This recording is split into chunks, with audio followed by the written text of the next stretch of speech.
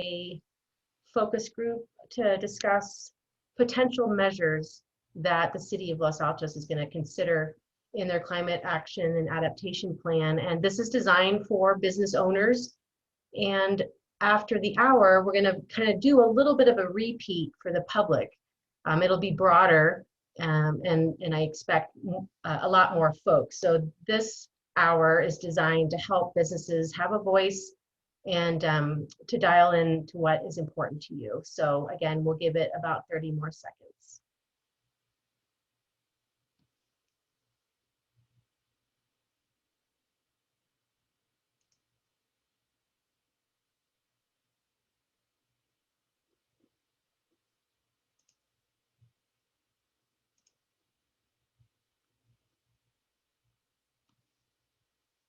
So I'm sorry, I can't see that my video is showing. I'm not familiar with Ring Central, so I apologize, but you can see my screen and you just won't be able to see my face.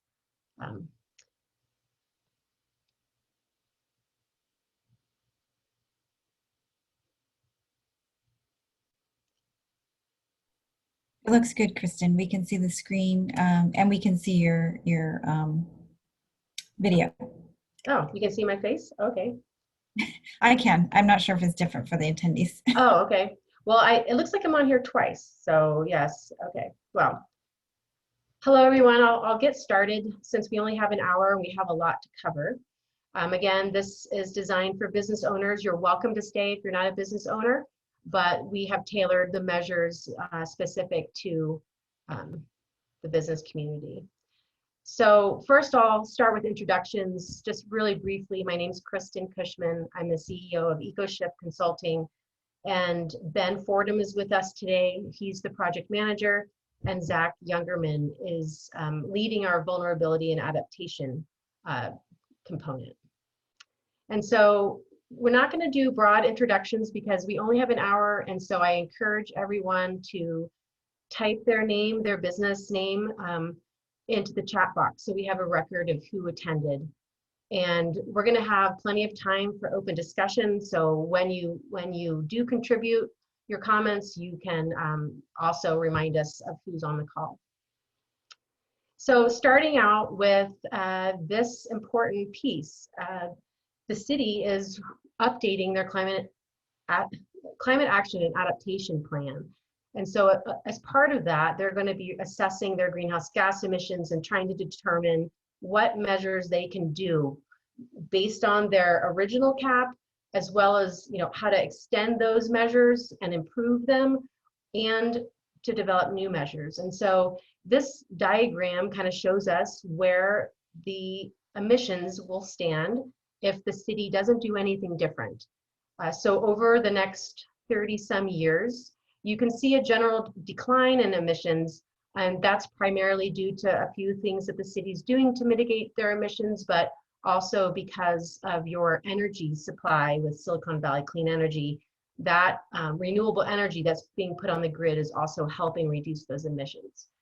But you can see that if the city doesn't do anything, you're still going to have a pretty significant amount of emissions. And so I put a little quote in here that says, climate change is sometimes misunderstood as being about changes in the weather, but in reality, it is about changes in our very way of life. And so the city has a challenge to come up with ideas for how you all as business owners and general community stakeholders can participate and contribute to the overall greenhouse gas emission reductions. And so the idea is that this plan will outline how to get these emissions to be zero, maybe not zero, maybe it's 90% reduction from what it is today. It's up to the city to kind of analyze where they're at and determine what kind of commitment they can make by which year. And so that's part of this process, just to give you a little bit of a framing.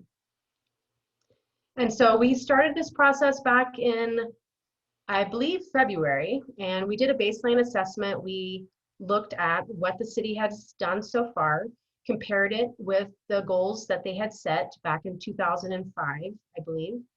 And then we determined kind of where the gaps were. We developed a greenhouse gas forecast. We tried to figure out what they could continue to do. Step 3 was a vulnerability assessment. We determined what kind of impacts, drought, flooding, fires, what that would have on the city. And so that's going to be kind of an appendix to the climate action and adaptation plan. So we did a focus group on that. And then here we are today in step 4.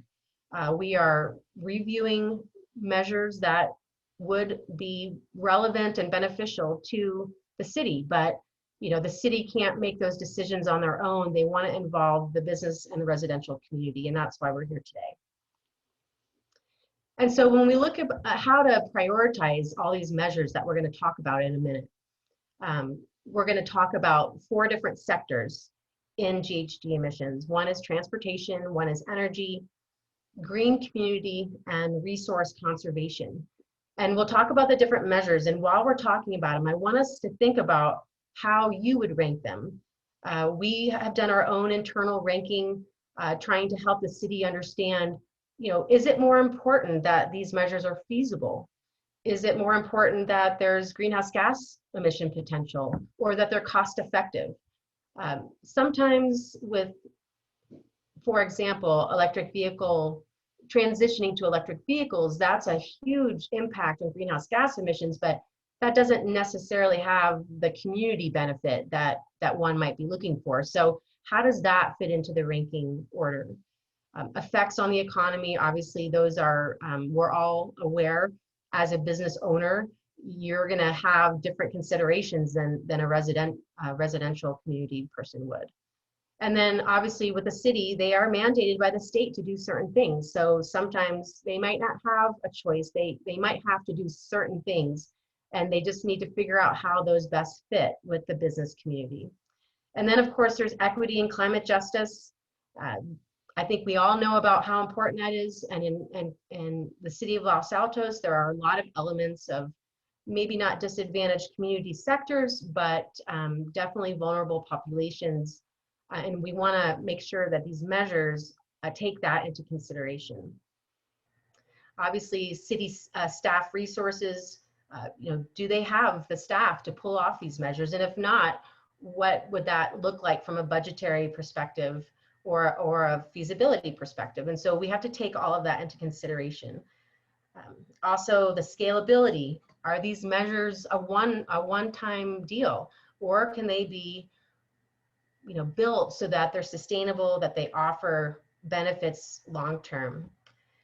And another scoring criteria that we've been using is, are these measures something that the city wanted to do in 2005 and just haven't reached their full potential, but they're working toward that? So if that's the case, then we would want to really focus on those measures, since the city has been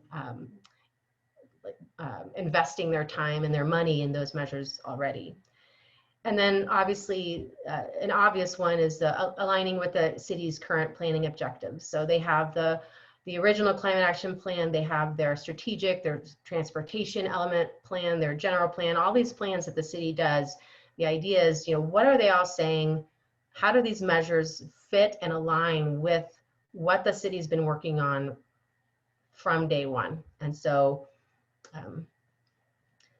so before we get started then, I will say that we're gonna run through these GHG sectors, and I'm gonna list off, I'm just gonna kind of do what I called a speed dating exercise, and just kind of go over them. And if you want to comment while I'm talking and you have things that are coming to mind, if you could just put them in the chat box, and we have someone, Ben on our staff, that's going to type out the question, relating to transportation.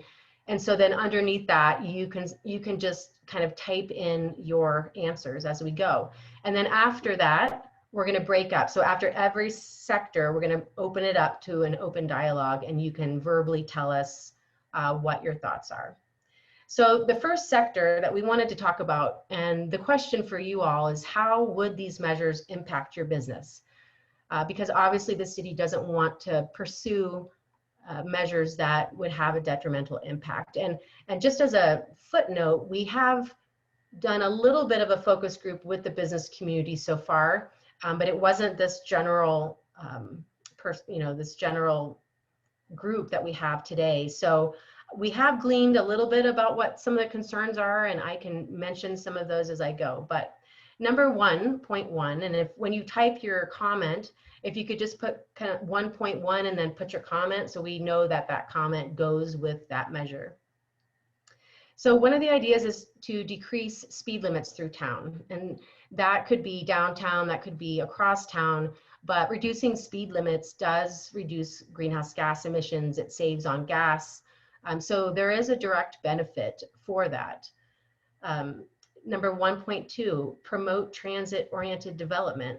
I know that the city of Los Altos is trying to partner with the county to be a part of the regional transportation network. And so what does that mean in terms of a business? Are you close to a bus stop? If you're not, is that something that would really help your business, getting more people to your side of town? If they're currently driving and you have parking issues, maybe that bus transit development would help reducing all of those cars coming to your side of the tracks. 1.3, promote and pilot electric shuttle programs for cross-town transit. So the city of Los Altos is long and narrow. So would it be helpful to have, partner with a vendor to offer an electric shuttle? I know that where I live in Monterey, we have an electric shuttle that goes down to Cannery Row, it goes to the aquarium, and it just circulates, and it's free, and people can park at the local, the designated parking spots, and then they get shuttled down to some of those heavy trafficked areas. And so that's been really successful, and maybe that's an idea that the city could consider to reduce congestion and obviously the GHGs. 1.4, designate downtown car-free zones. So if someone could get downtown via public transportation and then they're able to walk, that would relieve congestion. It would offer more of a experience for that walking mall person. And so that has some emotional, environmental, it also has social benefits. But I think we did hear in the first focus group a month ago that, that's parking is pretty darn important to people downtown and anywhere in the city. And so what does that look like? Are there solutions where there could be, I think someone mentioned golf carts to transport some of the people that might need further assistance. And so if we could get creative with that, what are your feelings? How would that impact your business? 1.5, explore EV only parking spaces downtown. That would obviously be an impact on people who don't have EVs. But on the other hand, everyone's going in that direction eventually to get electric vehicles. So if we started out with a space in downtown or a space in the different sectors where we started increasing preferred parking for EVs, that could be a slow growth kind of measure that we could look at. 1.6, create a protected bike and pedestrian thoroughfare across town. Same idea as the transit-oriented development, but you have biking trails already, and I know that the city prioritizes the expansion of those, and they prioritize making sure that those bike lanes go all over to reach all the areas. And so how would that impact your business? And so I don't know, I think I don't see the chat room right now because as I mentioned, I'm not familiar with this, I forget what we're on right now, but please type in your chats. We are recording them. And then I encourage you to unmute yourself. And this is popcorn style. There's no raising hands. I'd like to know from this conversation so far, what was not on the list that should be prioritized? And then you're welcome to give feedback on those specific recommendations, but frame it in the terms of feasibility, greenhouse gas potential, cost effectiveness, and from that, I'll open it up to the floor if anyone wants to start our conversation. So I'll just, as people raise their hands, I'll just unmute them, and Oh, great. Okay. Yeah. once they're done talking. Great. Thank you. Yeah, So yes, do raise your hand then. and you have to, unmute as well when I allow you to talk.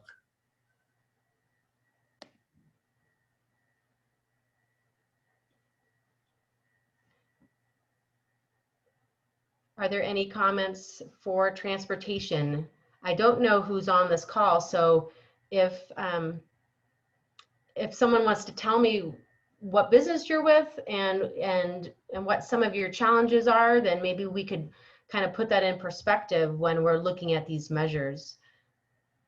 You know, what would happen if your parking was reduced for your business? Or would you be willing to maybe give incentives for bicyclists to encourage the walking and biking downtown or in different specific parts of the community? Anyone? All right, are you there? Yes. Hey, how you doing? Scott? Okay. Scott Hunter with the Los Altos Village Association. I just wanted to, you mentioned it yourself that we had talked about parking as being a big deal. Sure, we'd like to get rid of cars, but that's certainly not something that's going to happen at least in the short term. So things like having EV-only parking spaces downtown. I know we have a few. I'm not sure what their use is right now, but having more of those could encourage more people as more people have electric vehicles to visit downtown, so they have some place that they can plug in. The decreased speed limits is always good. Allows people to, one, it's safer, but also allows people to see businesses, see what's around them, and not, speed through town. Can you talk, since you're with the Village Association, can you talk a little bit about any initiatives that you're working on internally? Whether it's, I know this is probably a partnership with the city, but is there, are you looking for partnerships such as Silicon Valley Clean Energy, who does offer rebates for EV parking, EV charging stations? Is there anyone that's spearheading that and looking for partnerships to bring those initiatives into the town? I'm going to say not in my organization. Certainly we want to work with the city, but it's really more in an informative way, get our businesses to do things like this, to ask questions and be involved in what's going on there. But we do not have any, we're a little two-person office here, so we're not out doing any sort of lobbying or anything along those lines. And could you say that in your meetings, even though you're a small organization, I'm assuming you facilitate discussions with the business community? Is there common threads in terms of local business and their attachment to business, to parking? Do you think that there are some solutions that people would come to the table and kind of think about short, medium, and long-term ideas, or is that going to be a big hurdle?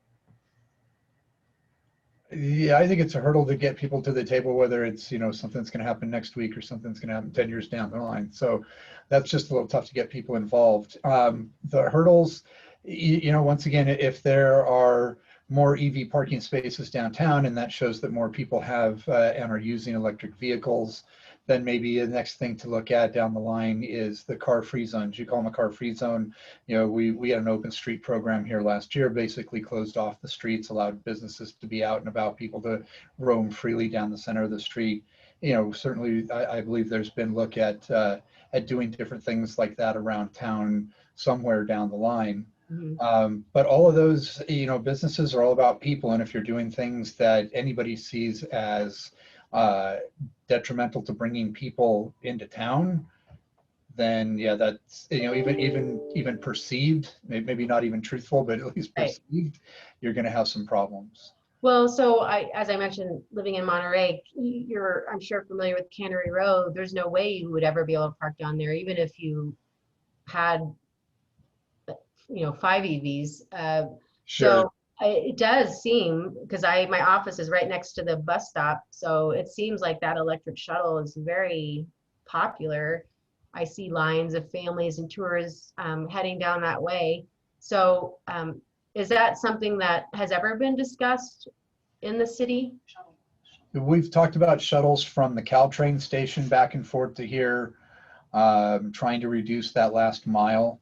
Yeah, That's been a few other things. We've been working with Manzanita Works prior to the pandemic quite a bit about looking at ways to do that.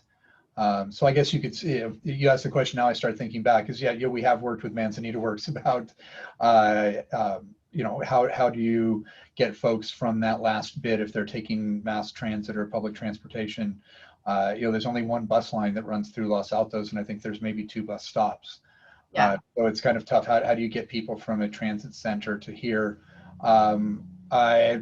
Transit-oriented development, I'm not sure that there's any place, development, and I'm not sure there's any place to develop anything in this town.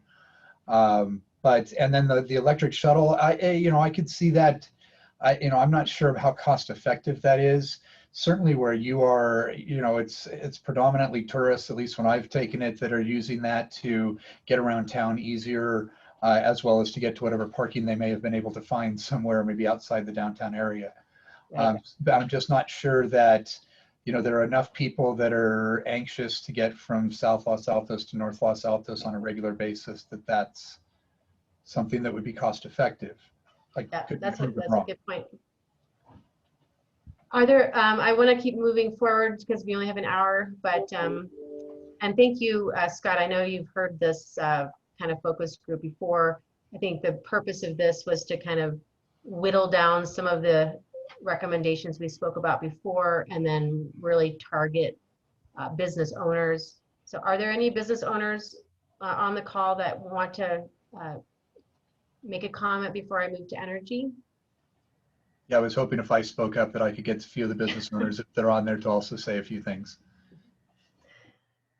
And Kristen, this is Amika. I'll just say too, if there are business owners and, maybe they don't think of it right now, but later, Yes. we're releasing a survey, they'll have that opportunity to provide their feedback at a later time as well. Yeah, great. And these measures are just, I would say, placeholders. These are not things that the city is committing to. It's just a way to get feedback. And so if you see something on here, don't be nervous that that's going to be a permanent measure that the city is going to move forward on. These are just eco shifts, ideas of things that could work in the city. And so we're just taking them, next hour, we're going to take these same measures to the public and get their feedback as well. So I'll move to energy, and there's a lot we could talk about with energy. There's definitely solar, if you own your own business and the cost effectiveness of that. And so initiating solar projects in the city is definitely a priority, but we're not talking about that today. What I wanted to know from you all is, would your business be interested in any of these measures? There's a lot of funding out there to support energy efficiency. There's tons of funding coming from Silicon Valley Clean Energy. There's rebates, incentives. You can get money for, as I mentioned, the electric vehicle charging stations. You have to apply for those, but they are there to support people like you. There's also electrification technical assistance, and there's a grant for innovation. And so it's possible, if we could find some business owners that have a larger facility, we could help them apply for some of this funding. So that's the kind of the incentive rebate side. And then the third one is, the city is talking about, just in theory at this point, just what would it look like to phase out natural gas? And that could be done over the course of 30 years. It could be a moratorium. But what does that mean for a restaurant? There's a lot of alternatives for natural gas, and we're going to explore some of those alternatives.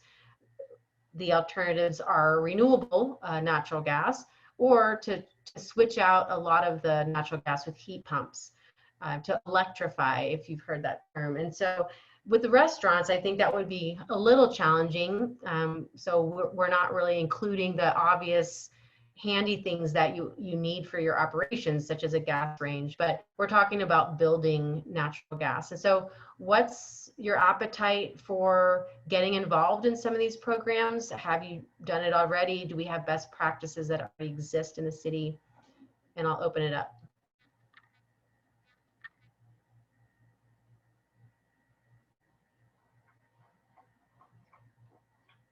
You guys are a quiet bunch.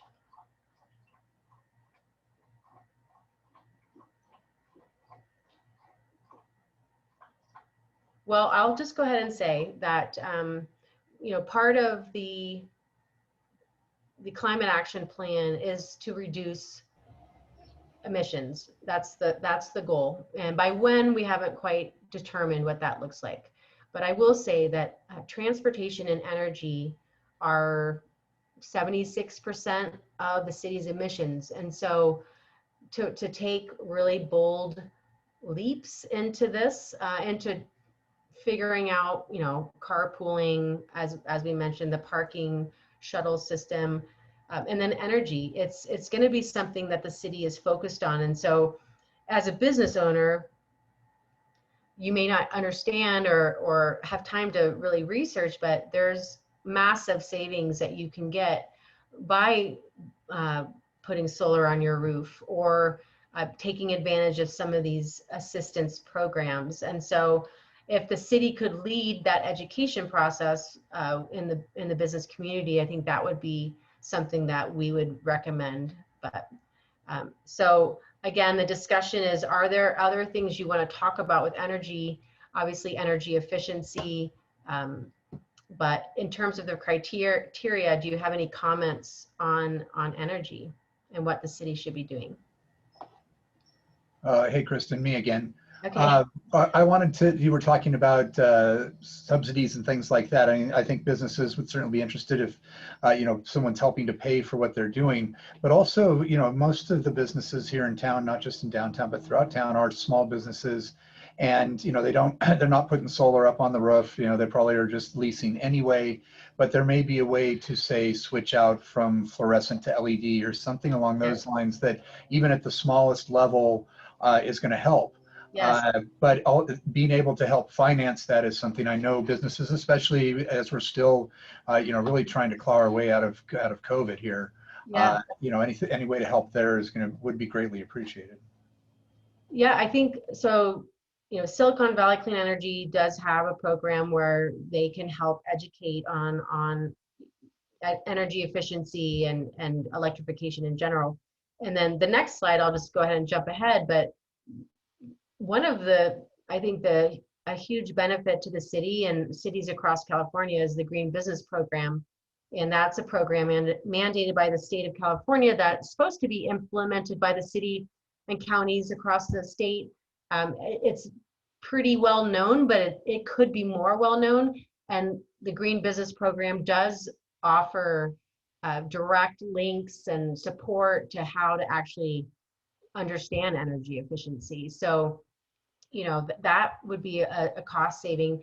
The other idea that's just coming to mind for a small business who doesn't have time to deal with solar and all that big stuff, but you know, they buy energy from Silicon Valley, and so they could opt up and buy 100% renewable. That, you know, may cost them a little bit more, but if that's of interest to them, then that's an option as well. So they could kind of do both energy efficiency and opt up to the renewable energy, and then potentially it would cancel itself out. So I think, you know, that's, from a small business perspective, I would say that that's the best route for them.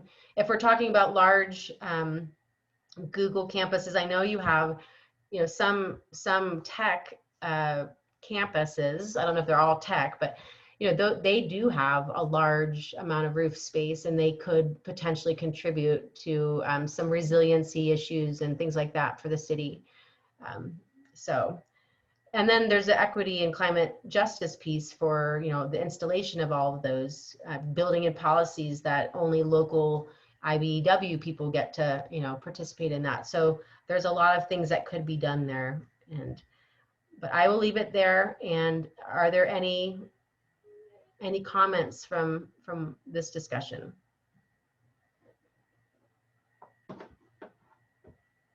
All right. Next off is the green community. So we have 5 things listed. There are a lot more that we'll be reviewing here in the public in next hour, but I picked the ones that I thought would be relevant to you all. And the question is, are there any economic impacts on your business that should be considered? These are kind of general things that you might not think would have a direct impact on a small business, but thinking in terms of getting people downtown to walk around. If more people walk around, it's more of a, you know, they stay longer, they spend money along the way. So there's a lot of indirect benefits to some of these.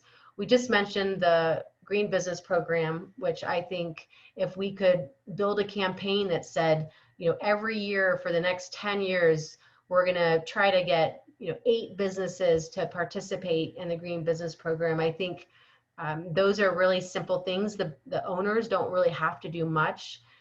There's usually someone that steps in to do all the data collection and all of that. So that would be one idea.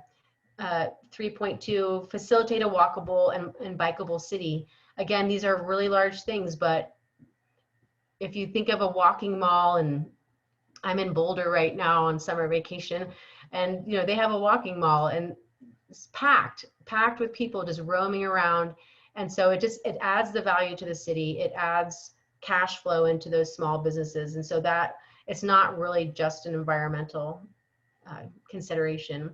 The third is intensify development within the downtown core areas, meaning, you know, make them multi-use. I know that, you know, downtown has that element, but moving forward to make a concerted effort so that people can live and work and shop downtown. They don't really have to worry about public transportation unless, you know, they wanted to go somewhere. Increased urban tree canopy. That's a huge greenhouse gas, well, not huge compared to energy or transportation, but that is a consideration for emission reductions. And it also provides value to the city. It makes it more aesthetic. It offers shade. It could, you know, create kind of a, again, walkable. Sorry, I have a puppy who just woke up, so just a minute. He's getting into my trash can.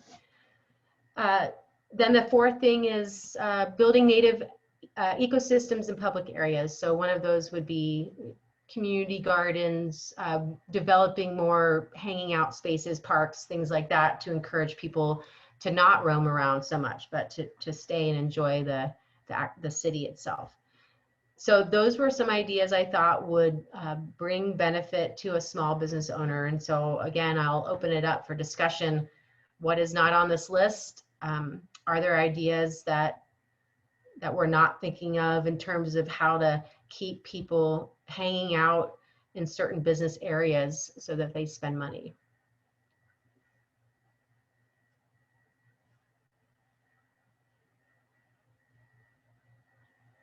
Anyone?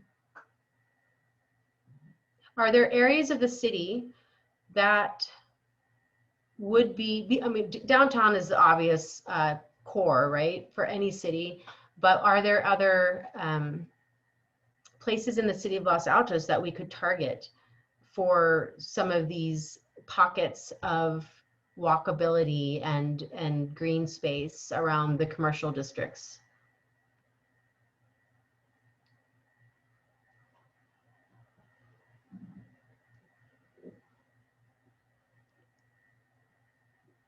Well, if you think of anything, you can put it in the chat box. I can see there's some Q&As, but I have been monitoring that, so it's possible. I see there's some dialogue there, which is fine. We appreciate your feedback. All right, moving toward, this is the last one, resource conservation. So again, same routine.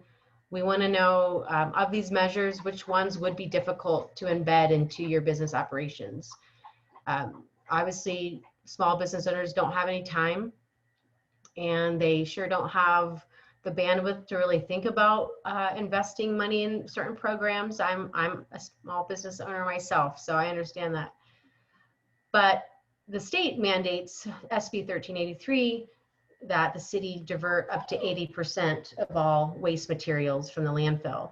And so is that something that you would be willing to invest your time in, building recycling within your company, food waste programs, reuse programs, those sort of things? The second one is landscaping. Obviously, small business owners don't always own their land. They don't always have a bunch of landscaping in a city, but would that be something that a city would be, you know, or a business owner would be willing to put some commitment toward? And what would that look like? The third one is promoting, you know, rebates on water efficiency, appliances, and those sorts of things. Those are all part of the Green Business Program, by the way. So if we were to kind of focus on the Green Business Program, a lot of these waste diversion, water, landscaping, efficiency, appliances, those would all kind of fall under the Green Business Program, just as an FYI.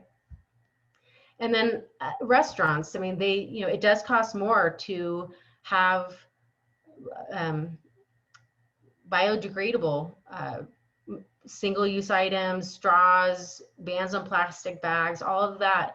You know, it might seem like an upfront expense, but if you think about the brand and the relationship you're building with your clients, they might be wanting to support your business more if you upheld the values that they had and that the state was initiating in terms of waste reduction.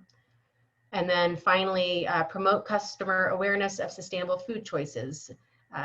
Local, you know, Monterey-based seafood watch card, those types of things that, again, build your brand. They're not huge greenhouse gas emission reduction components to this planning process that the city's under, but it's the social and economic and environmental pieces all kind of blending together. So again, we'll move it into discussion if you have any comments on those or anything that I haven't added.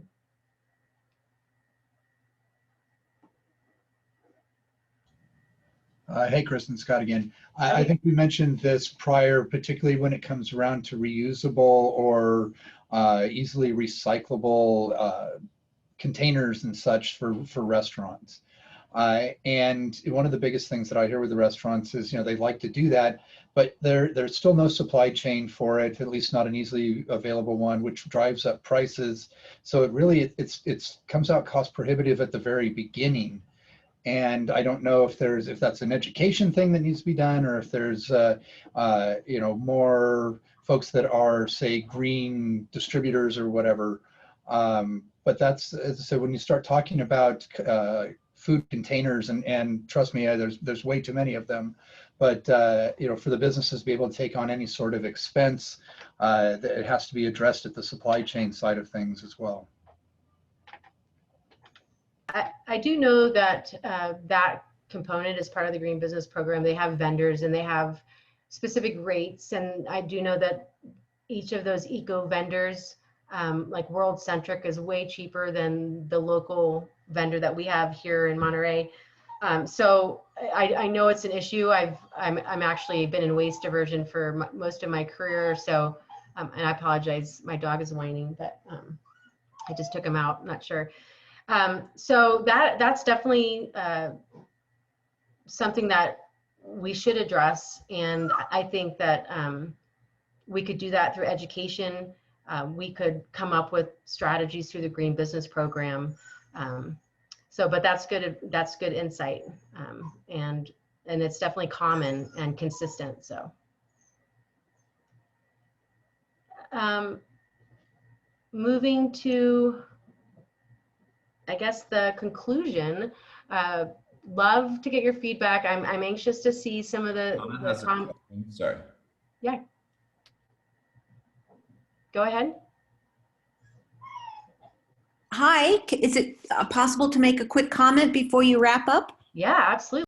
Okay, great. This is Donna Staten calling in, and I'm speaking on behalf of not really a business, but a nonprofit, Greentown Los Altos. And I think any discussion about reducing material going to landfill by reducing single-use plastic and disposable foodware is really important and definitely needs to be included in the broader discussion.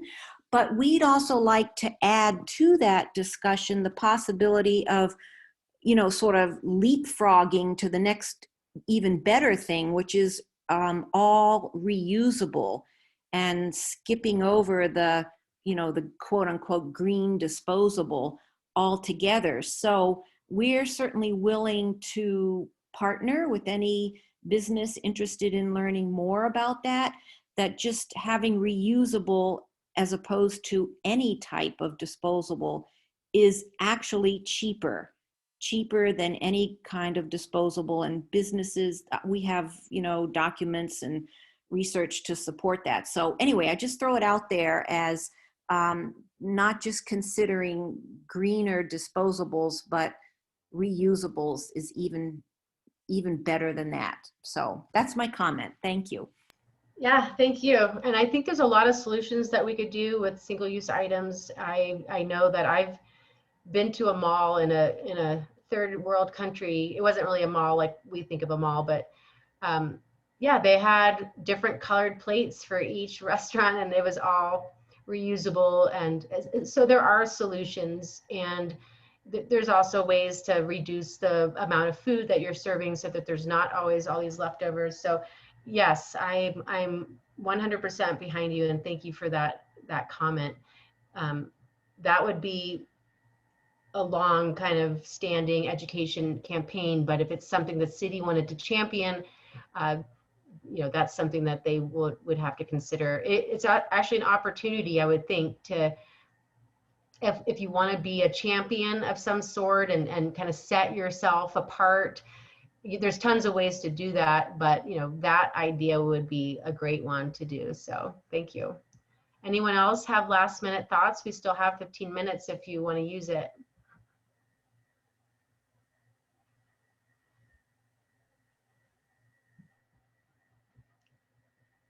Well, with that, we do have 36 people on the call today.